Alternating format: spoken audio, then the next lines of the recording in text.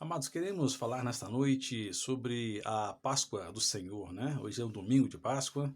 Queremos celebrar com todos vocês, porque foi uma ordenança que Deus, assim, instituiu para o seu povo. Então, o que eu quero fazer aqui, eu ler um relato, né? Acerca da Páscoa, da sua instituição e o que Deus espera dela para o seu povo, né? Então, de acordo com Êxodo capítulo 12, diz assim, versículo 11: Assim, pois, o comereis os vossos lombos cingidos, os vossos sapatos nos pés, e o vosso cajado na mão. E o comereis apressadamente, esta é a Páscoa do Senhor. Aqui nós temos um contexto histórico, né? Diz assim: desde que Israel partiu do Egito, em cerca de 1445 a.C., o povo hebreu, posteriormente chamado judeus, celebra a Páscoa todos os anos, na primavera, em data aproximada da Sexta-feira Santa. Depois de os descendentes de Abraão, Isaque e Jacó passaram mais de 400 anos de servidão no Egito, Deus decidiu libertá-los da escravidão.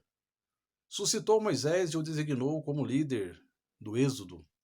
Em obediência ao chamado de Deus, Moisés compareceu perante Faraó e lhe transmitiu a ordem divina: Deixa ir o meu povo.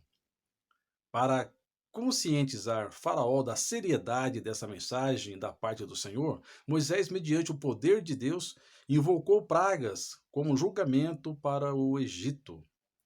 No decorrer de várias dessas pragas, Faraó concordava em deixar o povo ir, mas a seguir voltava atrás. Uma vez a praga assustada, ele voltava atrás. O coração dele endurecia, deixava o povo ir, mas na hora de deixar o povo sair, ele endurecia o seu coração e o povo não saía. Mas soou a hora da 10ª e a derradeira praga, aquela que não deixaria os egípcios nenhuma outra alternativa, senão a de lançar fora os israelitas. Deus mandou um anjo destruidor através da terra do Egito para eliminar todo o primogênito, desde os homens até os animais. Está em Êxodo 12, 12. Visto que os israelitas também habitavam no Egito, como poderia escapar do anjo destruidor? O Senhor então emitiu uma ordem específica ao seu povo. A obediência a essa ordem traria a proteção divina a cada família dos hebreus. Como seus respectivos primogênitos, cada família tinha de tomar um cordeiro, macho de 1 ano de idade, sem defeito, e sacrificá-lo ao entardecer do dia 14 do mês de Abibe. Famílias menores podiam repartir o único cordeiro entre si. Está em Êxodo 12, né? Ainda. Parte do sangue do cordeiro sacrificado, os israelitas deveriam pegar esse sangue e aspergir nas duas ombreiras e na verga da porta de cada casa. Quando o destruidor passasse por aquela terra, ele passaria por cima daquelas casas que estivessem o sangue aspergido sobre elas, e daí o termo Páscoa, do hebreu pesar, que significa pular além da marca, ou passar por cima, ou poupar. E assim o povo foi poupado, né, do anjo destruidor do Senhor.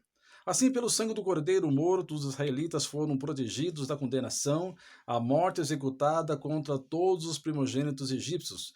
Deus ordenou o sinal do sangue, não porque ele não tivesse outra forma de distinguir, né, quem era israelita ou quem eram os egípcios, mas tudo tinha um propósito, tudo tinha um plano, tudo já tinha, como nós chamamos, uma pré-figura, né, já era prefigurado, né, que através do sangue ali derramado ou aspergido, já estava prefigurando o Cristo, o sangue de Cristo derramado por nós na cruz do Calvário. Amém? Então, seguindo aqui, diz: preparando então-se para o advento do Cordeiro de Deus, que séculos mais tarde tiraria o pecado do mundo. Está em João 1, 29. Naquela noite específica, os israelitas deveriam estar vestidos e preparados para viajar. Então, tiveram que comer já prontos, né? Não para como se estivesse jantando para ir dormir. Não, se estivesse comendo já para uma caminhada, para uma saída rápida. E assim foi a ordem.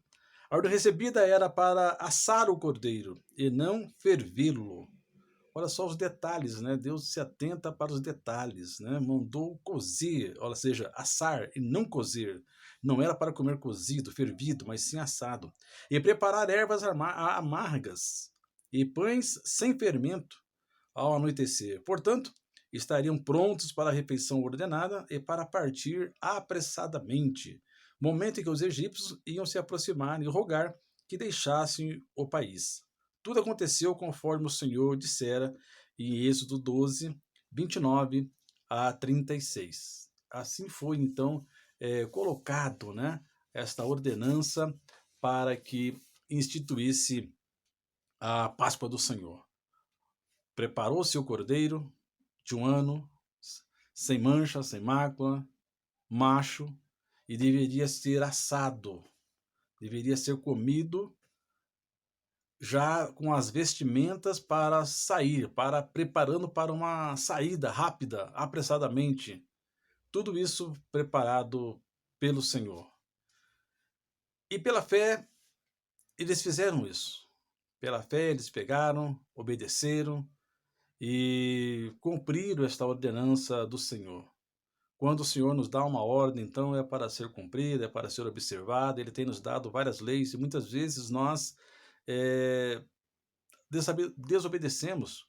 Às vezes nós a não levamos a sério ou nós não queremos a nossa, vou dizer assim, a nossa natureza pecaminosa, contrária, começa a se rebelar contra a vontade soberana do Senhor.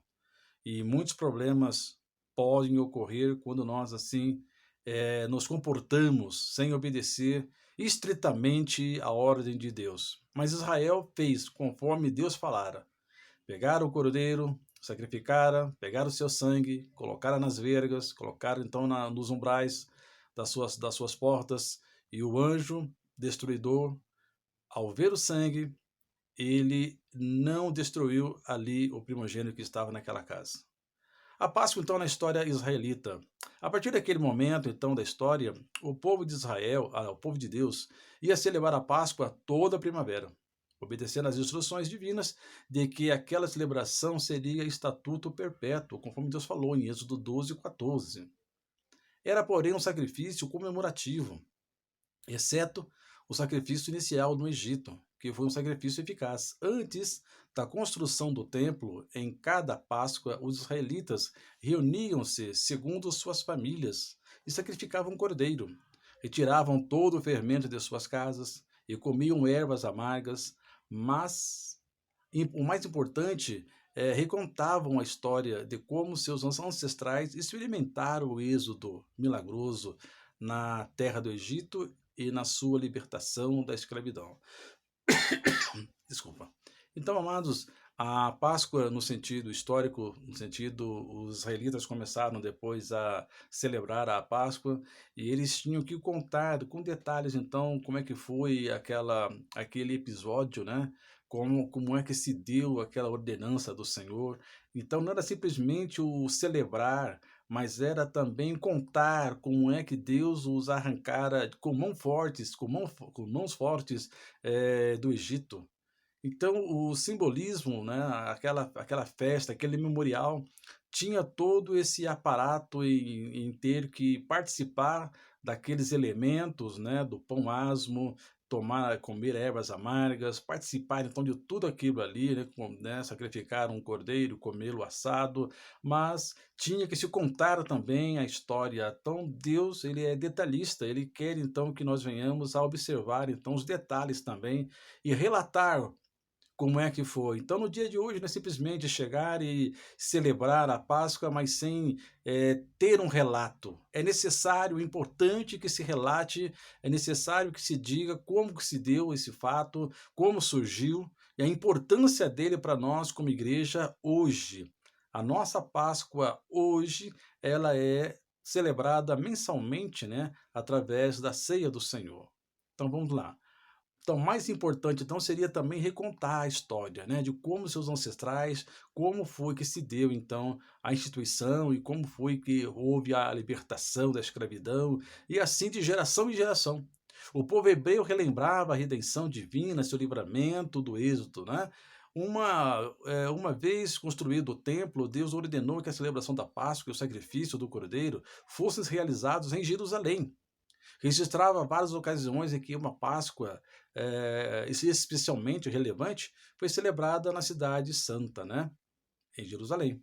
Nos tempos do Novo Testamento, os judeus observavam a Páscoa da mesma maneira. O único incidente na vida de Jesus como menino que as Escrituras registram foi quando seus pais o levaram a Jerusalém, aos 12 anos de idade, para a celebração da Páscoa. Então, veja só, era bem observada, bem cuidada, e todo o povo que saía das redondezas das cidades próximas tinham que ir em Jerusalém ou a Jerusalém para celebrarem juntos a Páscoa do Senhor. Páscoa também tem sentido de unidade, né? Unidade, congregação. Por isso nós congregamos, né, nos reunimos, né, para celebrar a ceia do Senhor juntos, né? Comer juntos. Isso é unidade, isso é obediência, né? Posteriormente, Jesus ia a cada ano a Jerusalém para participar da Páscoa. Está em João 2,13. A última ceia de que Jesus participou com os seus discípulos em Jerusalém, pouco antes da cruz, foi uma refeição da Páscoa. O próprio Jesus foi o crucificado na Páscoa, como o Cordeiro Pascual, que liberta do pecado e da morte todos aqueles que nele creem. Os judeus hoje continuam celebrando a Páscoa, embora seu modo de celebrá-la tenha mudado um pouco, posto que já não há em Jerusalém um templo para se sacrificar o cordeiro em obediência. A festa judaica contemporânea, né, chamada Seder, ou Seder, já não é celebrada com o cordeiro assado.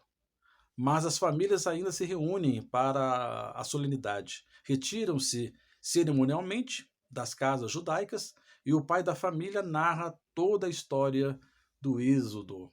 Então, para vocês terem uma ideia, então, até hoje, então, Israel ainda celebra a Páscoa do Senhor, mas de uma forma diferente, porque não há o templo para se fazer. O templo em Jerusalém, ele não, eles vão voltar, né, de acordo com os estudos, né, eles voltarão então a celebrar, a sacrificar, a ter o sacerdote, né? Quando eles construírem então o templo, isso vai se dar depois do arrebatamento da igreja.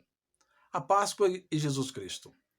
Para os cristãos, a Páscoa contém rico simbolismo profético a falar de Jesus Cristo. O Novo Testamento ensina explicitamente que as festas judaicas são sombras das coisas futuras, isto é, a redenção pelo sangue de Jesus Cristo. Note os seguintes itens, né, em Êxodo 12, que nos fazem lembrar do nosso Salvador e do seu propósito para conosco. Nós conseguimos enxergar, então, na Páscoa, nós conseguimos enxergar, então, neste episódio, nessa ordenança do Senhor, lá atrás, conseguimos enxergar já prefigurando a Cristo, já mostrando, já apontando para Jesus. É o que nós conseguimos ver, então. Primeiro, vamos ver aqui, o âmago dos eventos da Páscoa era a graça salvadora de Deus. Deus tirou os israelitas do Egito não porque eles eram um povo merecedor, mas porque ele os amou e porque ele era fiel ao seu concerto. Semelhantemente, a salvação que recebemos de Cristo nos vem através da maravilhosa graça de Deus, ou seja, favor imerecido. Nós não merecemos nada, mas pela graça de Deus nós fomos alcançados pelo sangue de Jesus Cristo. Este é o âmago do evento da Páscoa, é a graça salvadora, graça, favor imerecido. Ninguém merece nada, por mais que nós venhamos a fazer qualquer coisa para merecer, não será suficiente. Não há preço, não há sacrifício que pague, não há jejuns, não há orações, não há nada que você possa fazer ao extremo para ganhar a salvação do Senhor. Não, por isso que chama-se graça, favor imerecido.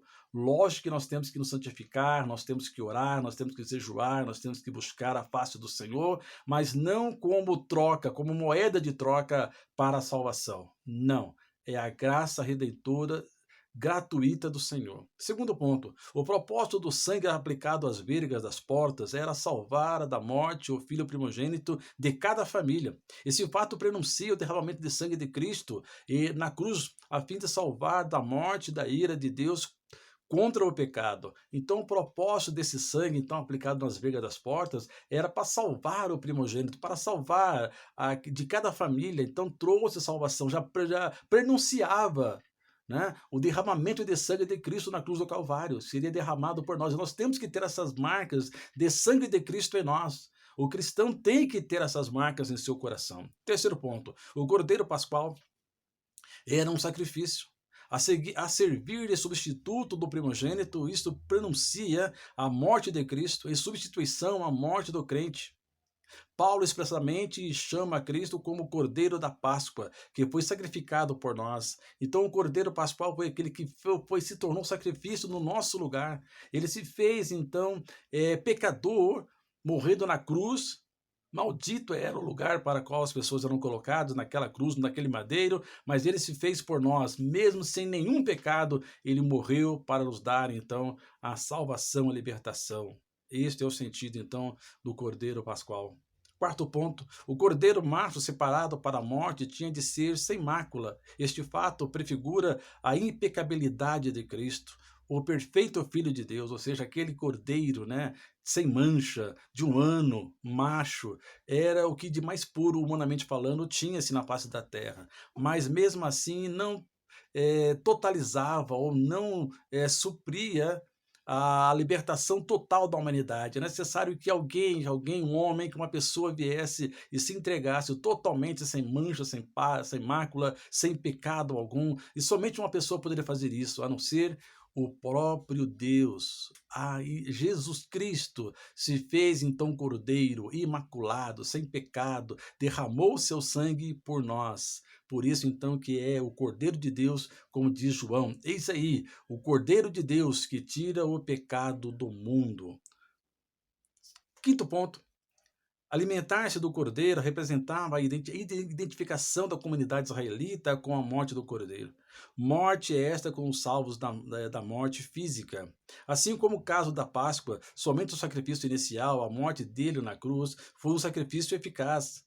Realizamos em constituição a ceia do Senhor como um memorial, ou seja, em memória dele. Ele diz, fazer isto em memória de mim. Então, participar, comer então dos elementos da ceia do Senhor, comer então daqueles elementos do pão e beber aquele vinho, aquele cálice, é realmente participar daquele ato da Páscoa, é participar então do momento de Cristo na cruz do Calvário, onde ele deu o seu corpo, dilacerou o seu corpo, aonde derramou o seu sangue por nós. Por isso, então, que tem um simbolismo muito forte, muito maravilhoso e muito tremendo. Alimentar-se do cordeiro representava, então, a identificação da comunidade. Então, deixar de participar da ceia do Senhor, deixar, então, ou negligenciar a ceia do Senhor, é realmente negligenciar um ato importantíssimo, é negligenciar, podemos assim dizer, a sua própria salvação. É negligenciar a sua comunhão, é negligenciar a sua intimidade com Cristo. Por isso, a ceia do Senhor, a Páscoa do Senhor, deve ser celebrada com muito respeito, com muito carinho, com muita atenção. No sexto ponto, diz aqui, a aspersão do sangue nas vergas das portas era efetuada com fé obediente, uma fé obediente. Essa obediência pela fé resultou então em redenção mediante o sangue. A salvação mediante o sangue de Cristo se obtém através da obediência da fé. Então é através da obediência, então é um ato, essa aspersão, ou seja, pegar o sangue. Eles poderiam muito bem ter comido o cordeiro, poderiam muito bem ter assado o cordeiro como eles assaram, comido o pão asmo com ervas amargas, mas se não pegasse o sangue, não colocasse nas vergas das portas, seriam condenados, seriam mortos, seriam massacrados. Então há todo um processo, não adianta fazer apenas um processo e esquecer dos outros processos. Há um processo, há um segmento. Há uma obediência a ser feita, há uma observância dos mandamentos, dos estatutos do Senhor, deve ser observados estritamente, deve ser observado com muito carinho, com muita atenção, todos eles. Não adianta observar um e esquecer dos outros, temos que observar todos, cuidado, né? Temos que cuidar com atenção de todos esses mandamentos do Senhor. E sétimo, último ponto, o cordeiro da Páscoa devia ser comido juntamente com os pães asmos, uma vez que a Bíblia nos menciona que o fermento normalmente simboliza o pecado e a corrupção. E esses pães asmos representavam a separação entre os israelitas redimidos e o Egito, isto é, o mundo e o pecado.